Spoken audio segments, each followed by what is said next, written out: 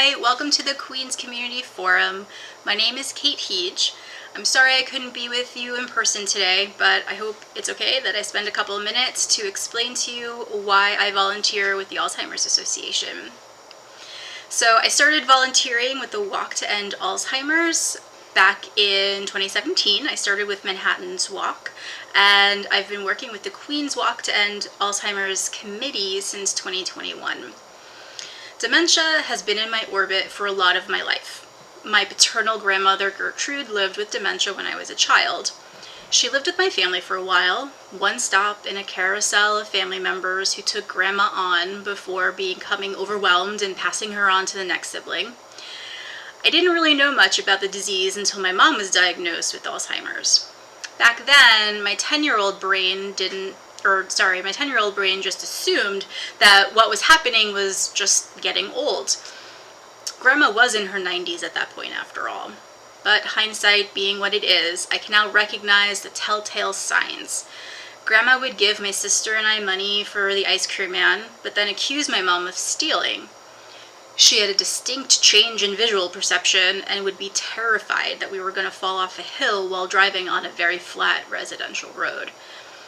Fast forward a few decades, and my mom started showing signs of MCI, mild cognitive impairment, in 2015 at the age of 64.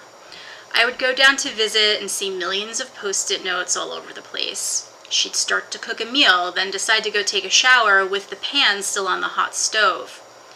I wrote instructions on how to use the DVD player and make notes on her remotes. Eventually, my sister and I noticed crazy expenditures and bills not being paid. She had been hospitalized for fainting, and we decided it was time for Mom to live closer to us. I took on caregiving for my mom, Cynthia, long distance at first back in 2016, and then full-time in 2017 when she moved up from Florida to live with my husband and I here in Queens. Since then, I've run the gamut between listening in on doctor's appointments over the phone and calling her to remind her of those appointments, to dealing with myoclonic jerks, pureed food diets, and helping her to shower and use the bathroom.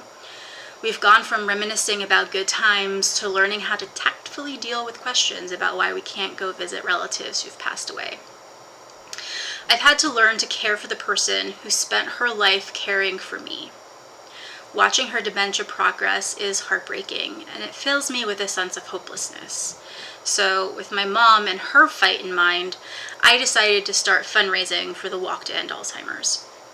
It's not easy juggling a full-time job, caregiving for my mom, and fundraising, but I know that with every dollar that we raise, we're a little closer to a cure. And I've been lucky to rely on the Alzheimer's Association to learn more about the disease and how to be a better caregiver. My reason for supporting the Alzheimer's Association has shifted a little bit.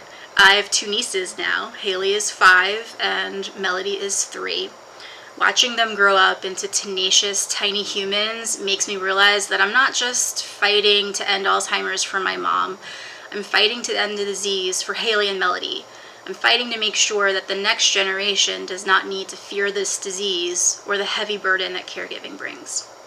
So I'm so excited you're all here at the forum today. I hope you learn a lot, and I hope you'll join us for our Walk to End Alzheimer's here in Queens this October the 11th. It's at the USTA Billie Jean King Tennis Center. So if you have any questions, I'm sure the staff there can help you out, or you can check out the website.